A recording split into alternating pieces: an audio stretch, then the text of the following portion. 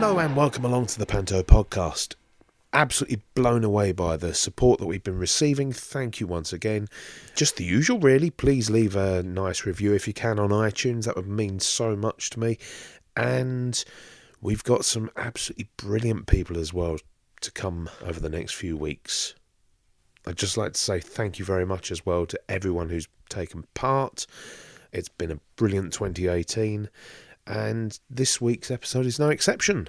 I got to interview Ashleigh Butler from Britain's Got Talent, best known probably as Ashleigh and Sully, or as the case was a few years ago, Ashleigh and Pudseys. We talk all about dogs, pantomime, and how she was thrown into it all. So please sit back and enjoy the latest Panto podcast. Well, I'm joined today with Ashleigh Butler here on the Panto podcast. Hello, Ashleigh. Hello. Yeah, so how did it all begin for you with your first introduction to theatre? Well, way before BGT, I loved anything to do with dancing and acting and singing. But my dog kind of life took over. And a confidence thing as well. I always was like, I'm not going to be good enough. And I thought, my forte is with dogs, so I thought I'd stick with that. And then I've been very lucky in the fact that with BGT and through dancing with my dogs and training my dogs, that I get to do what I love as well with theatre. So my first panto, I was 17, and I just won BGT. And obviously I'd watched pantos and wanted to be part of it, but I never knew how much hard work went into them and the hours and the tiredness, but all the effort. Yeah, I love it though. Like, I love it. They are great fun. Honestly. They are. What would you do at Christmas otherwise? Well, that's it now. Like, for the past 6 years, Panto has been my Christmas and Easter as well. And yeah, I just don't know what else I would do now. Like, I love it. What about then as a child with dogs? Because you said the relationship you've always had. Obviously, Pudseys, God rest his soul. Yeah. How long were you with Pudseys for? So I had Pudseys for 11 years, and then now I've got Sully. But I've had dogs and trained dogs pretty much my whole life. So dogs have been my life, basically. How did that begin? I mean, from what age and how do you actually... Start. I've got 2 dogs, and they're great, but they're not exactly... obedient. Well, they're obedient, but they're not... to a certain extent. Yeah, but they'll sit. Yeah. That's about it. But at what age did you start, and how did that all begin? Yeah, so my mum started training her dogs to do agility. So that's with like the obstacle course and being timed and everything. So she started that when she was like 18. So when I was born, I was kind of just thrown into the world of dogs. I started training my first dog when I was about 5. And started competing in agility from then. And throughout my whole childhood, like most kids would be out playing with their friends and stuff like that, and I was running around a field with my dog in rain and whatever else. So yeah, that was kind of my childhood. And then when I was about probably about 13 or 14, that's when I started training Pudseys to dance. And back then it was not known to dance with your dog or canine freestyle, so it was kind of self-taught in a way. But he loved it and he picked it up very, very easily. And then when I was 16, my nan, who is like my biggest fan ever, and my mum were like, why don't you audition for BGT? And I was like, I'm not sure, but they were the ones that really pushed me to do it, and yeah, the rest is history. So how do you actually go about trying to teach a dog a trick? I know that dogs have got a very sort of short attention span as far as it goes with if there's a food treat, they'll do whatever, but how do you actually start to treat? I mean, what sort of things do you actually do to train a dog? Yeah, so I'd say my number one tip, I use something called clicker training. And when I'm on stage, people like cast members can probably hear me like clicking away. It's this noise with my mouth. I'm constantly like... but it's for the dogs. So when Sully does something that I want him to do or that he's done really well, I'll make that noise. There we go. And then give him a treat. And it just pinpoints the exact moment that he's done something right. it's almost like the way that I explain it is like taking the perfect photograph. If you're like that fraction too early or that fraction too late, they don't understand it and they get a little bit confused. So that click, they go, oh, I've just done something right. They get their treat for that, and then they go, well, I'm going to do that again. And that's kind of the process. But I could talk about it literally all day. Another one is just finding what your dog loves as well. So for Sully, he absolutely loves toys, but he goes a little bit crazy for them. So when I'm on stage, obviously I can't walk on with like a massive like dog toy or something like that. So I use dog treats with him, and they have to be quite boring treats as well, because he's quite hyperactive. And if I use like really exciting treats, literally his mind will explode. So he literally does it because he loves to do it. And obviously for us, it's like a job and it's our work. But for him, it's like the best thing ever. He loves it, and he loves the attention and the attention that he gets from the cast and the audience. So, yeah, he's happy. And breed-wise, Bichon Frise cross with... So Pudsey was a cross between a Border Collie, a Chinese Crested, and a Bichon Frise. Sully is pretty similar, apart from he hasn't got Bichon in him. He's got Poodle in him. And he's very poodly, very bouncy, as you probably saw on stage. He's constantly like got springs in his feet. But, yeah, he's a bit of a mixture. Any dogs you wouldn't want to train? Any more stubborn than others? Yeah, 100%. Like my friends have got like beagle crosses and things like that. I trained somebody who's got beagle as well to do agility. Phenomenal dog, but every now and then the nose takes over, and you will just see it go off in the distance. So I'd say beagles can be quite difficult. You've got your pugs and things like that. They can be quite difficult, but I think with the right training, I don't think, certain breeds like a pug or something like that will ever be able to do what Sully does just because of their build and things like that. But to a certain point, they can be trained. When were you first then approached about Panto? So just after I won BGT, everything was crazy. And I was approached by Kevin Wood, First Family. Mm-hmm. I hadn't done anything like theatre-wise or anything like that. Like I had no idea what to expect. And it was with Stephen Mulhern and Eric Potts. I love Eric. Like I worked with him for 3 years. Like amazing guy, amazing director, great fun.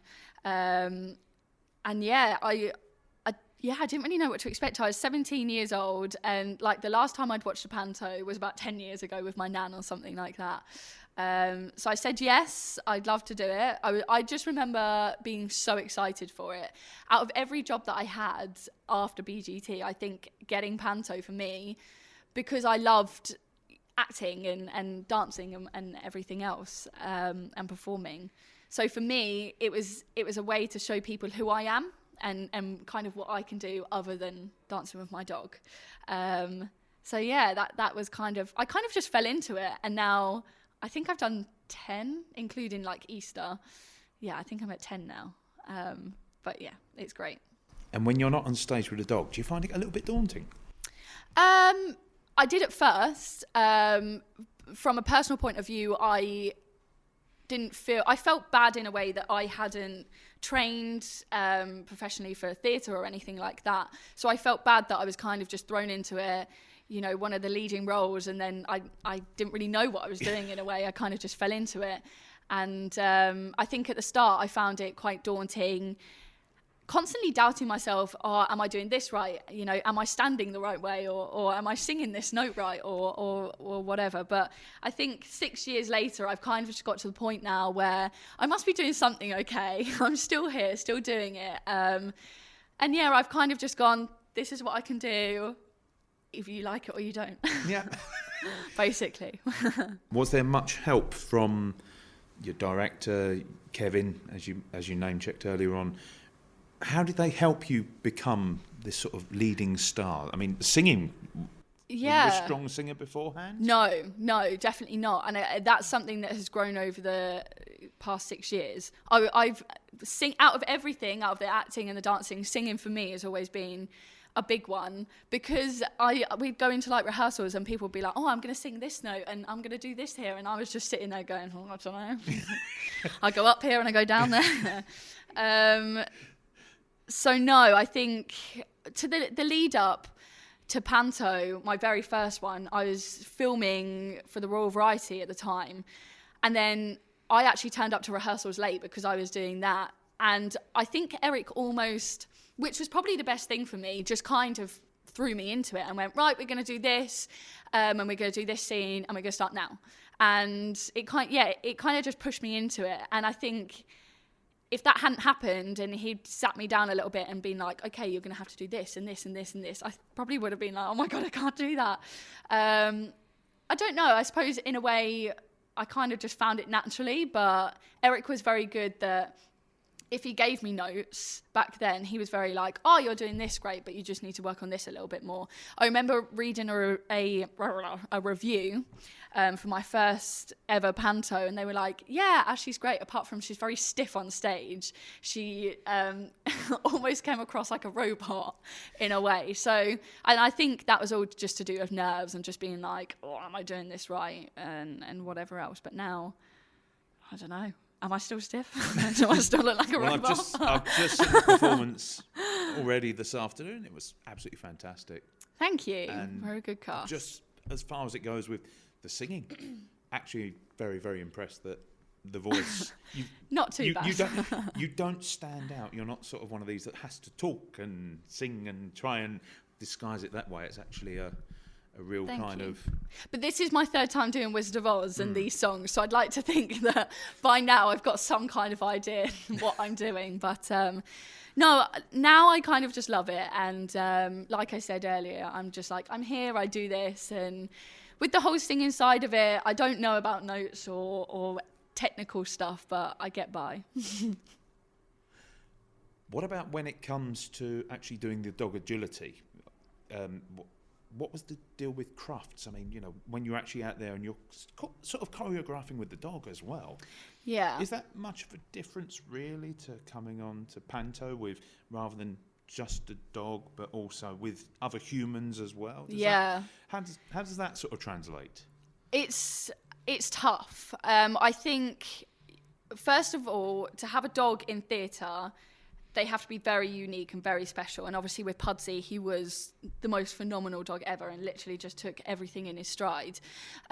Sully was and still is a little bit more difficult. He's not as confident as Pudseys was. And over the years, I've had to work on that. He's 5 now. And to get him to the point where he can go on a stage on his own and not really be fazed by anything is a huge thing for him, because when he was younger, there was no way he could have done that. And it's only when I lost Pudseys that he kind of really stepped up to the mark in a way. And he matured like really quickly. And I think, I know it's weird to say, but I feel like he knew that, okay, now is like his time in a strange way. I know he's a dog, but yeah, it's kind of like he almost knew. And I think from my point of view, it's very difficult to still be acting and playing Dorothy or whatever role I'm playing, but also keep my eye on Sully, make sure that he's happy, make sure he's not wandering about the stage or whatever else. So it is difficult to make sure that he's happy and he knows what he's doing. I hope to the audience that they see how much he loves it. I mean, even today, like, he comes on stage and he's like boinging around and everything. And then from the agility side, it's completely different. Agility is fast, it's crazy, it's over and done with in 30 seconds, and it takes a lot of connection between you and your dog, and a lot of trust as well. I think that's a big thing with agility. It's all about trust. Like, they're going up on like huge piece of equipment, they're high and they're doing it as fast as they possibly can, whereas canine freestyle is a little bit more about them using their brains and using their bodies and working out where they've got to be at the right time. So I don't know any other person that really competes to such a high level in both agility and canine freestyle. So I think Sully is very, very special. Obviously, Pudseys was very special. They're completely different dogs, but very special in their own right. And what about with other cast members? Does he ever get distracted at all? He does, yeah. So he doesn't actually come into rehearsals. He'll come in during tech couple of days. And yeah, I have to try and say to everyone, I know he's like cute and fluffy and you just want to like cuddle him and stroke him. But when he's, you know, on stage or in the wings at the side of the stage, he's kind of a working dog, and I need him to have focus on me, because if other people are giving him treats or fuss or anything, I'll just be like, oh, I'm just going to stay with them. So yeah, it's difficult. And even now, like when Sully comes on stage and he's bringing like a bucket on in his mouth, we have to kind of almost choreograph where everyone's going to be, because if somebody, like earlier, Andy, bless him, was like in role, and he was like bending down, like going, oh, look, there's Toto. And Sully was like, am I giving the bucket to him? Am I giving the bucket to this person? So yeah, but the cast are amazing. Like they listen to me and they take on board everything. They're very respectful. So yeah, they're great. So it's not just you've got to worry about on the stage. It is literally sort of everyone you and else. The dog. You have to literally watch Everything. everybody, look after the dog as well. Your main focus, obviously, being on the dog. Everything that I dog's do welfare. is to make sure that he is happy, and like you said, the dog's welfare. Like I said, during tech, he comes in. I have to introduce him to the stage and the set and everyone else. I need to make sure that when he is on that stage, that nothing is going to happen that is going to spook him. So no pyros, no big bangs, no sudden movements from people. Because he is a bit of a hypochondriac in the sense that he's constantly like, oh my God, I'm going to get hurt or someone's going to tread on me or something like that. So yeah, I almost have to like control the environment around him so that he is happy. What's he like at home? Crazy. I was saying earlier to someone, like people love Sully. Like they look at him and think how clever he is and amazing he is, which he is. But he's also crazy. So he can't go a day without doing something because you would know about it. He's like, oh my God, he's like bouncing off walls and everything. So I think it's a good job that I have him and I work him and he's, you know, got hobbies and stuff to do. Otherwise he'd be a terror. Sorry to have to bring this up, but obviously when you lost Pudsey, or when you knew that Pudsey was sort of coming towards the end of his time, How did you sort of prepare yourself for that? Because he went to the vets, didn't he? Yeah. And I've been in that situation. It's a horrible situation, and you just can't explain it, really. No. But did you know for a very long period of time before he was going to go? Or? No. So, like you saying, did you have time to prepare, or how did you prepare? I didn't have that time. So it happened like crazy quickly. He was with me at a dog show one weekend, and he was very much a one-person dog. Like, he literally had eyes for me, no one else. Whereas Sully's a little bit of a flirt with people. He's like, oh, I'll go sit with you. You're going to stroke me. Whereas Pudsey, yeah, he just completely blanked other people and just, like I said, very much a one-person dog. He was very clingy that weekend, and then the Monday after, I was trying to do bits with him and he didn't want to eat or anything like that. So I took him to the vets on Tuesday. They took bloods and tests. And by this point he was, yeah, he you know, then when they're not right, they're not right. And when Pudsey didn't want to eat, that's a bad sign. Yeah. So took him to the vets on Wednesday to then a specialist. And they said he had acute leukemia. And they don't know if it, you know, if he'd had it for a while or if it had just suddenly come on. And then Thursday he had to be on oxygen, couldn't breathe for himself, couldn't lift his head or anything like that. So it was, and we had to say goodbye that day. And I think out of everything, that's what I struggled with most, that it was so quick. I wanted him, he'd given me and my family and everyone else so much. So I wanted him to have a good retirement and be an old man and get fat and everything else. On the sofa. Yeah, on the sofa and just being old. And he never got that. And I think that's what I found the hardest, that it was so quick. And after that, like the press and everything was very difficult. And the way that it was handled probably wasn't the best way. So it meant that, you know, I was kind of forced to do things and go on TV and stuff like that when other people obviously wouldn't even have to dream of that. You're grieving still. Exactly. But it's done now, and I think, like I said, the way that it was handled wasn't very well, and it came out that, you know, there was one point where a lot of people didn't even want me to say that Pudsey had died, and they just wanted Sully to step up to the mark and pretend, basically. Oh. And I was like, that's not the right thing for me, like, or Pudsey, like he deserved way more than that. Yeah, exactly. But yeah, it was tough. Out of everything, that was probably like the toughest thing I've ever had to go through. But yeah, Sully changed, like, not completely, but he got really protective over me, really protective, like with people and everything. But I was like, no, you can't do that. But yeah, he's happy now. So yeah. How were the public with you? What, after Pudsey? After Pudsey, were they quite... Oh my God, yeah, they were lovely. Like, yeah. I had people coming up to me in the street and stuff like that. So it was really, really sweet. Like, the way that that it was handled with the whole, you know, Sully becoming Pudsey and stuff like that, which I never ever wanted, but that's how it was released into the public. And I learned very quickly after winning BGT, never read comments on any press or newspaper or anything like that. But yeah, a lot of people were like, oh my God, like, how could she do this, that she's just going to replace her dog? And that's why I had to go on, like, this morning and explain this isn't happening. Like, Get your this side is of the story. yeah, basically. And I think, you know, people read stuff in the press and they just assume that is correct, like that is the right thing, which again I learned very quickly. It's in the papers, it must be true. Yeah, yes. exactly. It's in the news, it must be true. But yeah, I get people and I get why they think that, because I used to be that person as well. But yeah.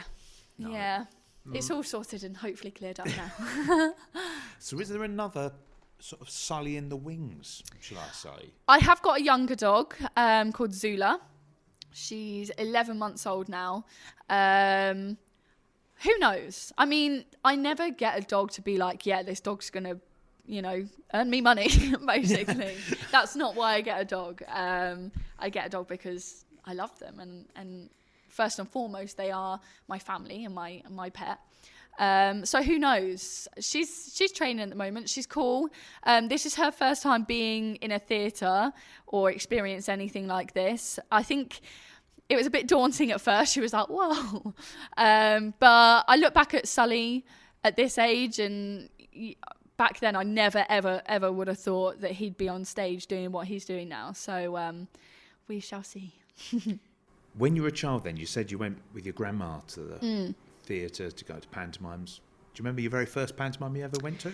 This is a really weird question, because I was lying during the poppy scene this afternoon, and I just had a weird moment where I was like, oh, you know what, this is my job and I love doing it. And I remember watching Cinderella at the Royal and Derngate in Northampton, and yeah, I just remember thinking, oh, I want to be doing this so much. I don't know how old I was at all, but I just remember thinking, I want to be on that stage doing what they're doing. Like, they look like they're having so much fun, and I want to be able to do that. And I just think it's the most surreal thing that I'm here doing it now. So I appreciate it so much. And I love looking out into an audience and seeing kids and with their grandparents, because there's not much these days that you can go and do something as a family with your grandparents and little kids and parents. So I love looking out into an audience and seeing like the whole family, and that's what Panto's about. I think bringing the whole family together, there's something for everyone, and just having a good time together. And the Easter pantos, do you enjoy them as well? I do. Every Easter panto I've done has been touring, and with a dog especially, that's hard work, because each new venue, you have to think of things like grass and where can I take Sully for a walk and things like that, and then you're doing 2 shows and then you're moving on. And that's sometimes when people review, especially Easter pantos, I've got to be very careful how much work Sully does, because it is really tiring. It is only like 2-3 weeks, but it's, you know, we hardly have a break. So again, I'm very aware about how much work he does, how much he's on stage, and people are like, oh, he's not on stage enough. But if he was on too much, then people would moan as well. And first and foremost, I care about Sully. So it's getting that right balance between people being happy and seeing him enough, and Sully being happy and not doing too much and not getting too tired. Here's a big question for you. Oh, no. Have you ever had a cat? Very long ago, yeah. When I was young, we used to have a cat. She was called Summer. But I'm not a cat person, I'm afraid. No, they don't do anything for me. Sorry. They don't do. Not being horrible to any cat people listening, they don't do anything, do they? Really? Well, no, I think you train them. Actually, I think this year there was a cat act on America's Got Talent. I don't know how well they did, but yeah, which we would have heard about it if they'd have done well. Yeah, I'm sure. I think if they got through like to the final or something, we would have heard about it. But yeah, me and cats. No, thank you. I've now got a lot of people going down. I know, that's it. Your Your numbers are going down now. All those cat lovers. Sorry. Sorry. But no, I'm dogs all the way. And what about the whole Britain's Got Talent thing? You said it was a big whirlwind for you. Yeah. What was going on at that time? Literally from broadcast, did you know when you actually filmed your episode in the theatre? Did you know then that this is going to lead to something big? Definitely not. So I was firstly 16, and then I changed to 17 halfway through the process. So at that time I was still at school, and it was like a crazy time, and I was doing my A-levels and stuff like that. And everyone was really supportive, apart from one person, my head of sixth form. And I think he thought, before my audition went out, I think he thought I was going to be one of the bad acts. Because my parents went in and were like explaining it, and he was just like, okay then, this is a bit weird, but okay. And then it all kind of just took off. And when my episode and my audition went out, it just went a little bit crazy. And with a show like BGT, I think it's so sudden. I think whereas with X Factor, you have so many weeks to process everything, and week after week, and you kind of get used to, you know, the stardom in a way. Whereas with BGT, you have your audition, your semi-final, and then your final, and then bam, it's done. So it's very much, oh, you're doing this, and then kind of just thrown into this world of craziness. And like me and my family, just a normal family, never been in this industry or anything like that. And I think the night I won, we all kind of just sat there and we were like, oh, what's going to happen now? Like, what do we do now type thing? But my family are amazing. Like, we've all come together. My mum's here with me. She helps me with looking after the dogs backstage and things like that, as well as my sister. My dad helps me with the more money side of things and the boring side of things and stuff like that. Because when you're 17, you don't think about stuff like that at all. You know, it was incredible. And there were some tough times that, like, I was away from home for basically a year, traveling and going this place and that place. So it wasn't easy, but it was the most amazing thing, and I'd never, ever change it for anything. And what was the whole relationship like with Simon? He loved Pudsey.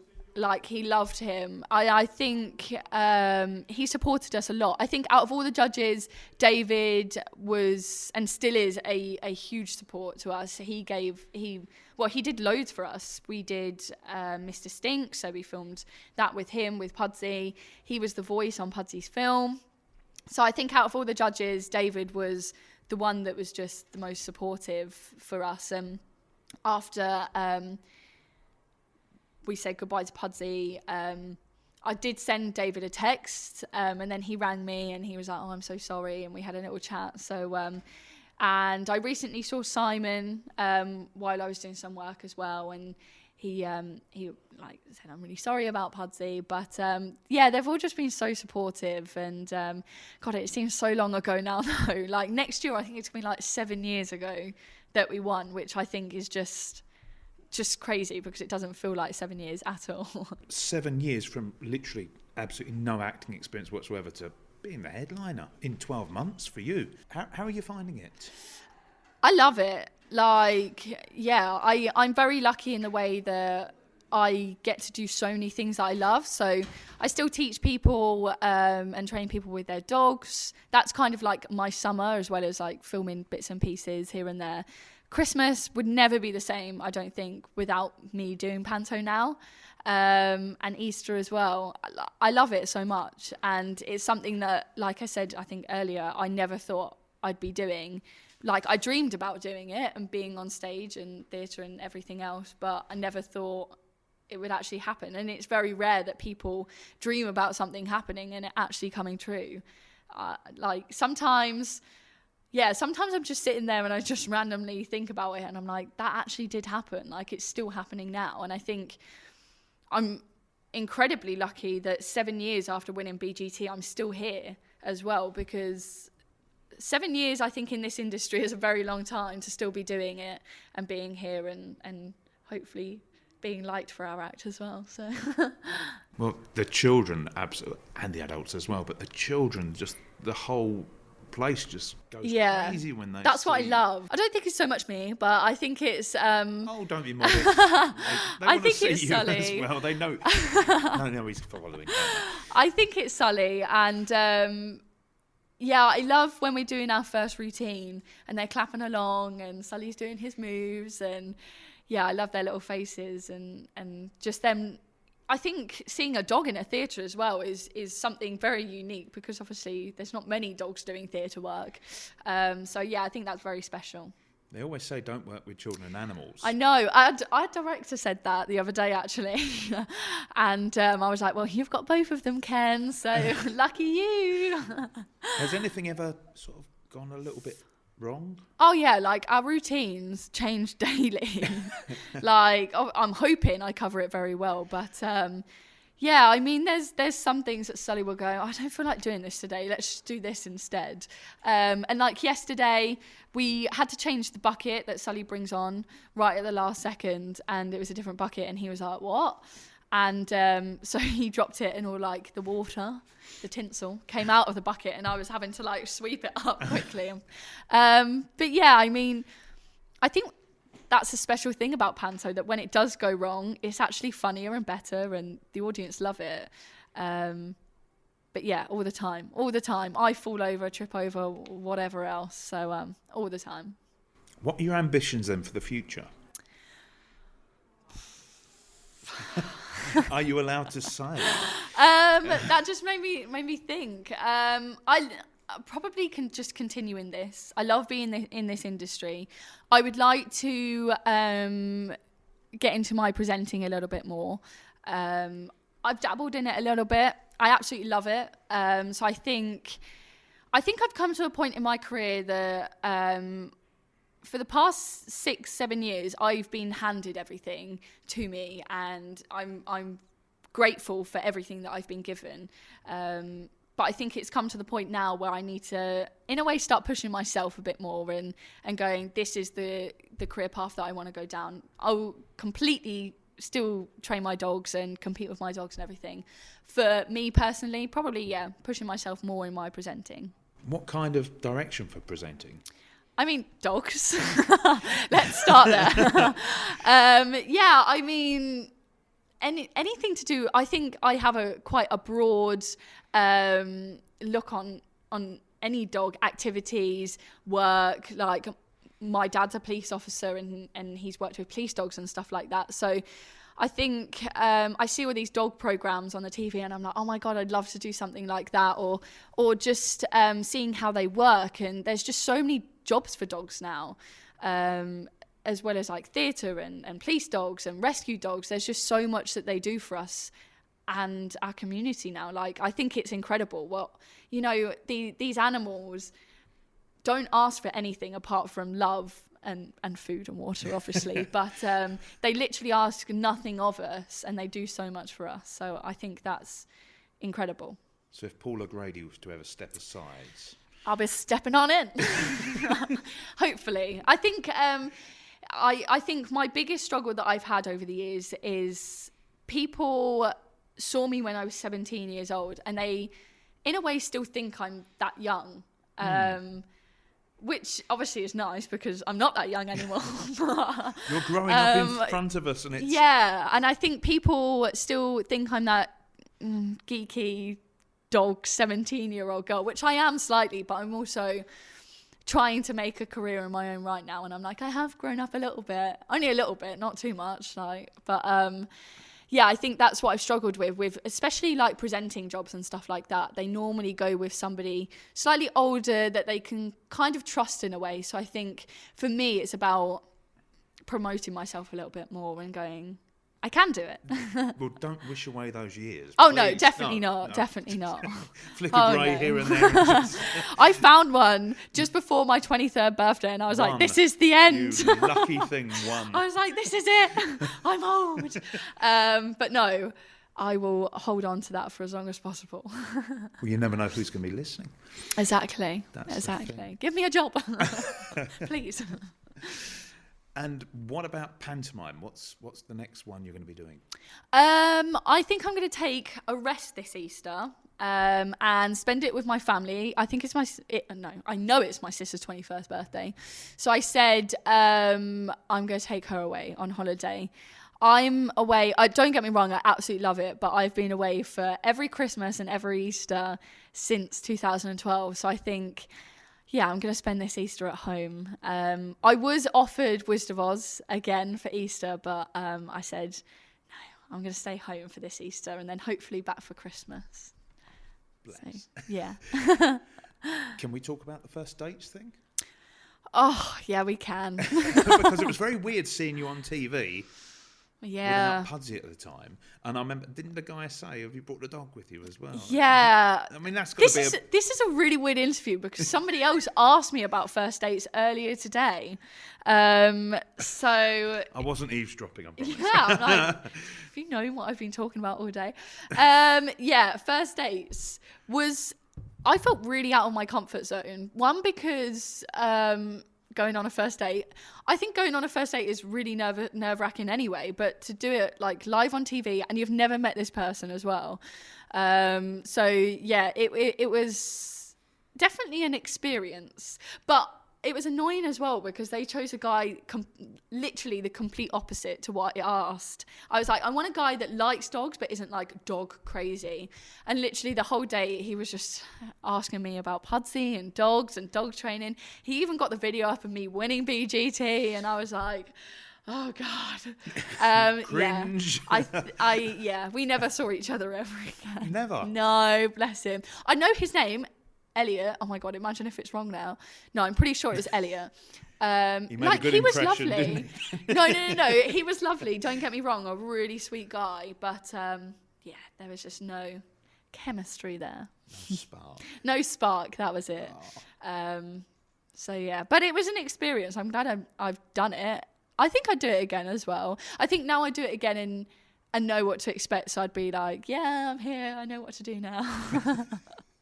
One day, maybe. One day. So you're still single then?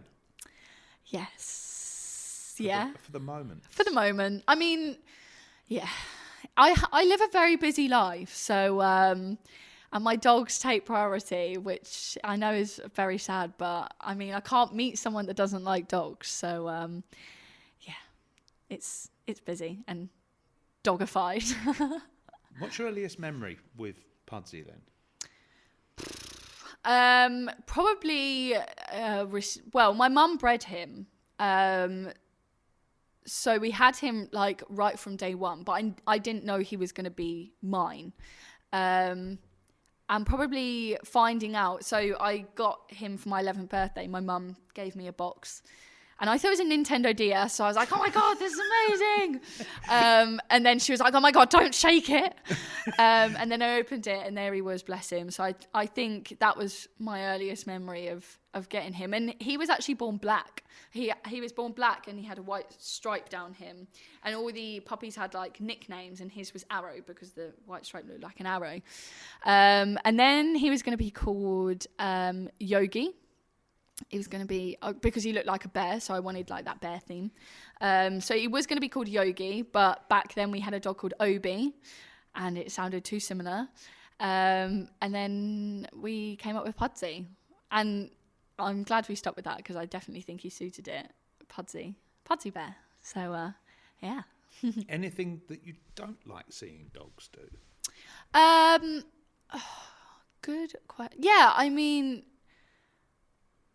I think people just assume, like I said earlier, I think to have a dog on stage or acting or anything like that, they have to be very special. And like I said again, I never thought Sully would ever be that type of dog, but I've helped him to get to where he is now, and I control everything.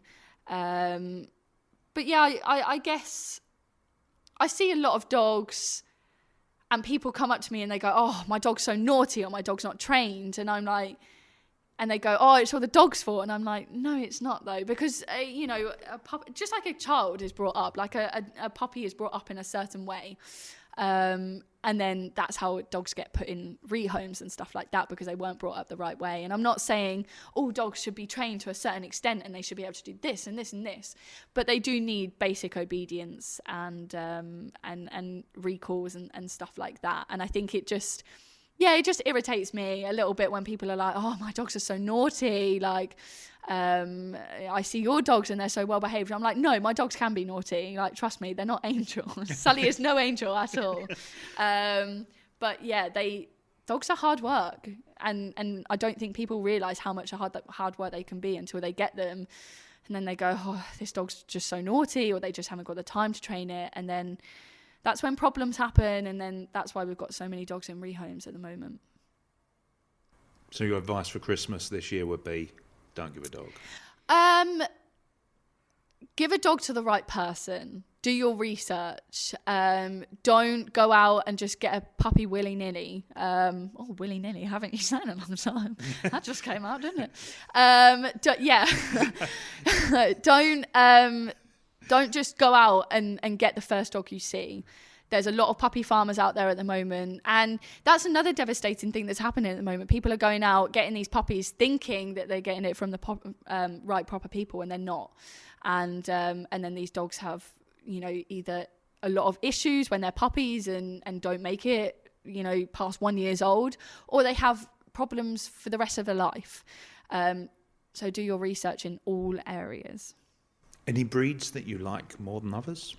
I love my crossbreeds and my mutts and things like that. I like the way that they are and how they're just so different. Like, there's no crossbreed out there that is the same.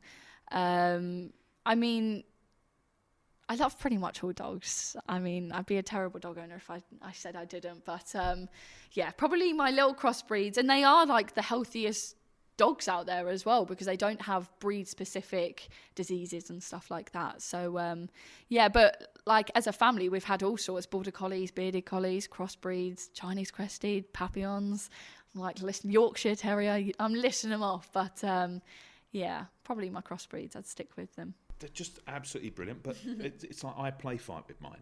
I do play fight with Yeah. them, and I know some people say, oh no, you shouldn't do this, but then I do with mine. Do you? Yeah. Yeah, but you've got to. That's the thing, and they Yeah. love rough and tumble, and they know. And if So Sully is really sensitive. So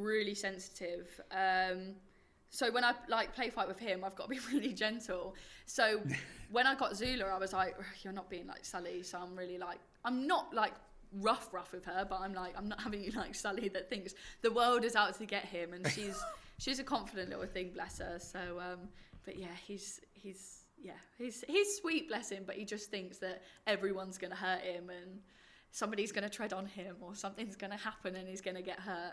When I started training him, he he accidentally like reversed into the back of my leg, and I couldn't do that trick for like a year because he thought I intentionally went to go out to hurt him, when in fact it was him. But yeah, he's amazing, but he has been very hard work. But yeah, I wouldn't change him.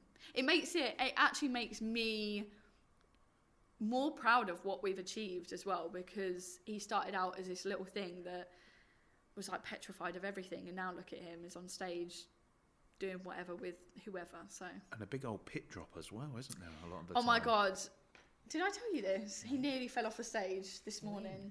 So he went to bound off of me, and we were kind of in the wrong place, so he went to bound, and as he landed, he wasn't on the carpet and he started slipping nearly off the stage, and I was like, no! Oh, no.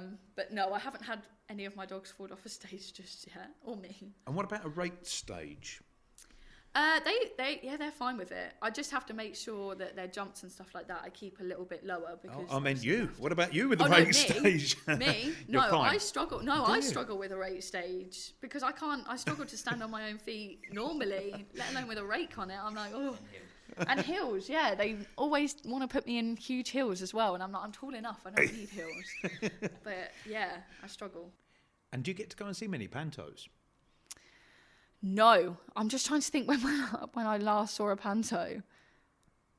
I can't remember. I know my friend is currently in Newcastle, Wayne, and I did say on my day off I may go and try and see it, because it's not too far from here, is it? So I may go and try and see that. But no, I don't get to see pantos, which I miss. But I'd much prefer, whenever I go and watch something in theatre, my mum always asks, she's like, oh, would you rather be sitting out here or doing it? I'm like, yeah, doing it, definitely. Well, this leads me to my very final question for yourself, and I don't know if you're prepared for this at all. Oh, no. No. I hate questions like this. Dream panto scenarios. Yeah. So it could be in a theatre of your choice, it could be whatever production you like, and your dream cast, you could be in it. Okay, dream And it could be anybody cast. alive or who've passed Well, on. the cast part is the most difficult bit, I think. What cast would I like? Okay. First of all, the production. What show would you like? I would love to do Peter Pan, and I'd like to be Peter Pan. I'd love to do that, just because whenever I've done any production, I've had to be the girliest girl ever. And I don't think I'm like a majorly girly girl. I think I'm not like a tomboy, but and all the guys get to do all the flying and all the fighting and stuff like that, while I just sit there and just have to try and look pretty and just go, oh no, be careful. So I think I'd love to just like be in on the action a little bit more and fly around a little bit more and stuff like that. So yeah, I'd say Peter Pan, and I'm Peter. You're Peter. Yeah. Who would be the other members of the cast? Who would be your hook? Who would be my hook? That's a really difficult question.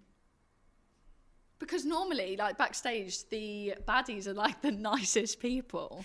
I'm just trying to think who.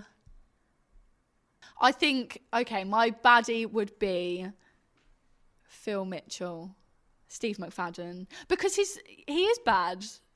And when I think of a baddie, I think of him. I think he'd be really good in the role. So, yeah. And I think he'd be one of these people that you think is going to be really grumpy and not a nice person, but I reckon he's actually lovely. And most of the time, baddies are the nicest people. So, yeah. Have you worked with any really nice baddies? I worked with... A lot of my baddies they've been actors rather than like celebrities and things like that. I've got to be careful with the baddies, though, because Sully thinks they're being real and he doesn't like them. Does he? Yeah, Oh. and he's like trying to protect me. So, like, Nikki is amazing, like, at being bad, but I have to, like, when she's being bad with Sully on stage, I'm like, I keep Sully this side of me, on the right side of me, so he doesn't get scared or anything like that, because you can't tell a dog we're acting. I'd love to know what goes through his mind when we're all together and we're running around being stupid. I've got an American accent. I mean, what does he think about that? he's probably thinking, what is she doing? What's she talking about? You've never had any growling incidents then or anything? No, he's never growled or anything like that. But I obviously don't want to put him in that situation anyway, so I'll try and never let him get to that point. But yeah, Baddies and Sully aren't friends. What about a Tinkerbell? A Tinkerbell. Oh, okay. It's gonna really annoy me. Like a purple wig, glasses. It's played by a guy, but is a woman. Oh gosh. I can't think. Oh, it's gonna annoy me. Oh, Dame Edna. Dame Edna, there we go. Yeah. Dame As Edna. Tinkerbell. Yeah. Dame Edna as Tinkerbell. Oh my god, yes, because I'll put it yes. out there. This could get loads of it. This could be the best This one's panto gonna be going. What the hell? So far, we've got Steve McFadden, he's our hook and our buddy. And I think Dame Edna, because the year before I did Dick Whittington, Eric worked with Dame Edna and a guy called Ben worked with Dame Edna, and they did the same whole story plot, Dick Whittington, and they were like, he was amazing. Definitely Tinkerbell. I'm going with Tinkerbell. Flying. Yeah. Apparently Dame Edna flew in Dick Whittington. So there you go. Okay. Just putting it out there. And what about your Smee? Stephen Mulhern, because I absolutely love working with him and he is hilarious and he's a magician as well. Just throw that in there. So yeah, I just love Stephen and working with him. So yeah, he would be my Smee. So thank you so much, Ashley, for taking part in the Panto podcast. Thank you.